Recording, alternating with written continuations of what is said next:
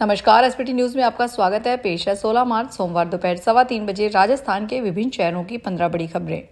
Budget सत्र के दूसरे फेज में आज सोमवार को लोकसभा में पहली बार प्रश्नकाल बिना किसी हंगामे के पूरा हुआ। इधर राज्यसभा में एलपीजी सिलेंडर के संकट को लेकर विपक्ष ने सवाल उठाए। कांग्रेस अध्यक्ष मल्लिकार्जुन खड़गे ने राज्यसभा में कहा कि पेट्रोलियम मंत्री ने लोकसभा में दावा किया है कि एलपीजी की कोई कमी नहीं है, लेकिन जमीनी हकीकत सरकारी दावों को गलत साबित कर रही है।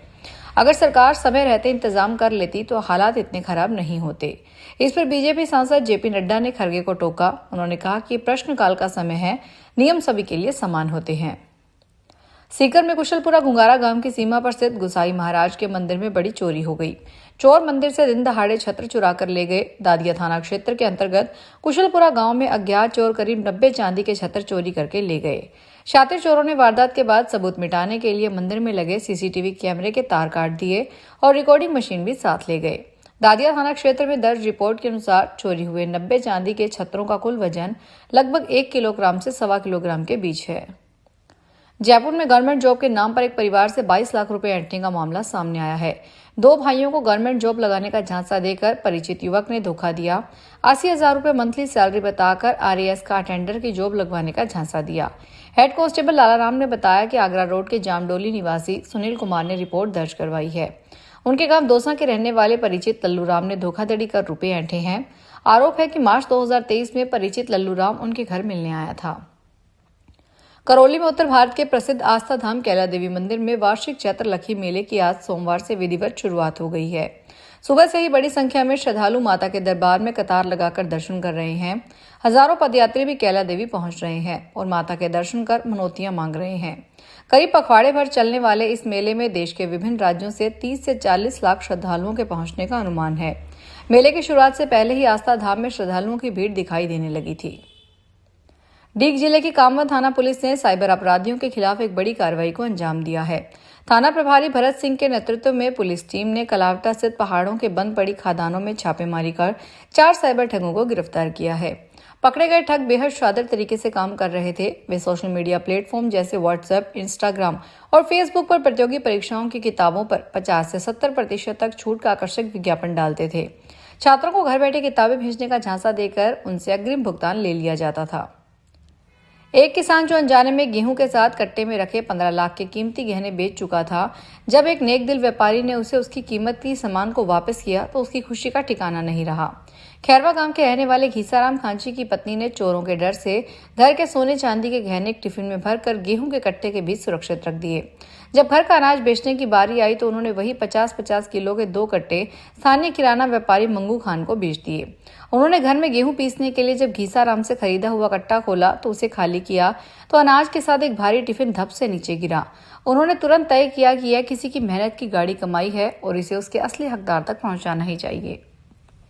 राजस्थान में बाघ और तेंदुओं के इंसानों पर बढ़ते हमलों को देखते हुए अब सरकार प्रदेश में 7 नए प्रे बेस सेंटर शुरू करने जा रही है। इन प्रे बेस सेंटर्स पर बाघ व तेंदुओं की प्राकृतिक शिकार की आबादी बढ़ाई जाएगी और बाद में इन्हें जंगलों में छोड़ा जाएगा ताकि बाघ और तेंदुओं की इंसानी आबादी की तरफ पलायन रोका जा सके और मानव वन्य जीव संघर्ष की घटनाएं कम हो। वन विभाग के एक वरिष्ठ अधिकारी के अनुसार जंगलों में शिकार की कमी होने पर तेंदुए और अन्य शिकारी जानवर भोजन की तलाश में आबादी वाले इलाकों की ओर चले जाते हैं। ऐसे में मवेशियों या इंसानों पर हमले की घटनाएं बढ़ जाती है। राजस्थान में 5वीं और 8वीं की बोर्ड परीक्षाओं के बाद बच्चे स्कूलों से गायब हो गए हैं। परीक्षा खत्म होते ही कई छात्रों ने बिना आदेश खुद ही छुट्टी कर ली। शिक्षा विभाग की ओर से छुट्टी या कक्षाएं जारी रखने पर स्पष्ट निर्देश नहीं आया है। उदयपुर और सलूम्बर में हजारों विद्यार्थियों ने बोर्ड परीक्षा दी है। सवाई माधोपुर में भी स्कूलों से छात्र दूर हो गए हैं। बता दें कि 1 अप्रैल से नया शैक्षणिक सत्र शुरू होना प्रस्तावित है। उदयपुर शहर के खूबसूरत नजारे देखने देश विदेश से बड़ी संख्या में टूरिस्ट आते हैं। पिछले 15 साल का आंकड़ा देखें तो हर साल टूरिस्ट की संख्या बढ़ी है। फरवरी 2026 के ताजा आंकड़ों ने पर्यटन विभाग को चौंका दिया है। इस साल फरवरी में 1,80,957 टूरिस्ट लेक सिटी आए हैं। वहीं साल 2011 में इस महीने यह संख्या महज 39,000 के करीब थी। पिछले साल फरवरी 2025 की तुलना में इस बार पर्यटन का ग्राफ काफी ऊपर है। बीते साल फरवरी में करीब 1,47,000 घरेलू टूरिस्ट आए थे। इस बार यह संख्या बढ़कर 1,56,000 पहुंच गई, यानी अकेले घरेलू सैलानियों में 9,000 से ज्यादा की बढ़ोतरी हुई है। अलवर के सरकारी अस्पताल में एक युवक का मोबाइल चोरी हो गया। घटना उस समय हुई जब युवक भामाशाह काउंटर की 1 नंबर खिड़की के पास खड़ा था। सीसीटीवी फुटेज के अनुसार चोर सीढ़ियों से चढ़कर सीधे खिड़की के पास पहुंचा और ऐसा दिखावा करने लगा कि जैसे वह किसी काम से आया हो। लगभग 10 सेकंड तक खड़े रहने के दौरान पीड़ित खिड़की पर कर्मचारी से बातचीत कर रहा था। इसी दौरान आरोपी ने मौका पाकर मोबाइल चोरी कर लिया और उसे एक सफेद कागज में लपेटकर वहां से निकल गया। धौलपुर में जिला कलेक्टर श्रीनिधि बीटी और एसपी विकास सांगवान ने सोमवार सुबह जिला कारागार का औचक निरीक्षण किया। इस दौरान जेल परिसर की सुरक्षा और प्रशासनिक व्यवस्थाओं की गहन जांच की गई।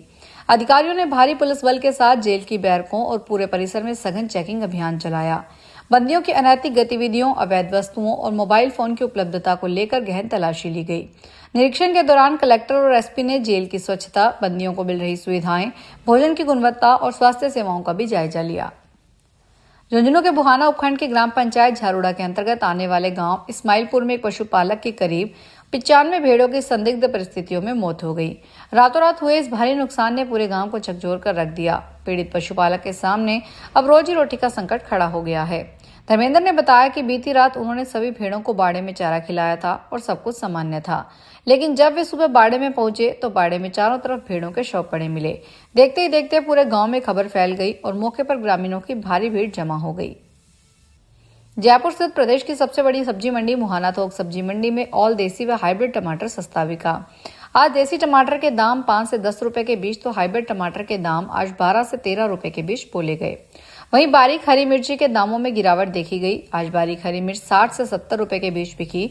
इसके अलावा अन्य सब्जियों के दाम भी आज यथावत रहे। दूसरी मुहाना मंडी से आलू प्याज मंडी में आलू भी आज सस्ता बिका। उज्जैन के अवंतिका नगरी में 19 मार्च को एक बार फिर इतिहास जीवंत होने जा रहा है। हिंदू नव वर्ष विक्रम संवत 2083 के पावन अवसर पर विश्व प्रसिद्ध ज्योतिर्लिंग भगवान महाकालेश्वर मंदिर शिखर पर भव्य ब्रह्म ध्वज फहराया जाएगा। यह आयोजन केवल एक धार्मिक अनुष्ठान नहीं बल्कि उज्जैन की उस प्राचीन विरासत का सम्मान है जो 2000 साल पहले सम्राट विक्रमादित्य के काल में शुरू हुई थी। मान्यता है कि न्यायप्रिय राजा विक्रमादित्य ने अपनी विजय और सांस्कृतिक श्रेष्ठता के प्रतीक के रूप में ब्रह्म ध्वज फहराने की परंपरा शुरू की थी। जालंधर में एक बार फिर धमकी भरा ईमेल मिलने से हड़कंप मच गया। जानकारी के मुताबिक कुछ स्कूलों को ईमेल के जरिए बम से धमकी दी गई। ईमेल में स्कूलों के लिए 1:11 का समय बताया गया। इसके अलावा पंजाब विधानसभा के लिए 2:11 और दिल्ली जाने वाली एक ट्रेन के लिए 9:11 का जिक्र किया गया। ईमेल में पंजाब के मुख्यमंत्री भगवंत मान को भी निशाना बनाने की धमकी दी गई। साथ ही बाबा साहेब डॉक्टर भीमराव अंबेडकर की प्रतिमा को हटाने की बात भी लिखी गई। फिलहाल इस बुलेटिन में इतना ही। फिर हाजिर होंगे बड़ी खबरों के साथ। अगर आप भी अपने आसपास की छोटी बड़ी और महत्वपूर्ण खबरों से अपडेट रहना चाहते हैं तो सब्सक्राइब कीजिए हमारे चैनल एसपीटी न्यूज को और प्रेस कीजिए बेल आइकन पर।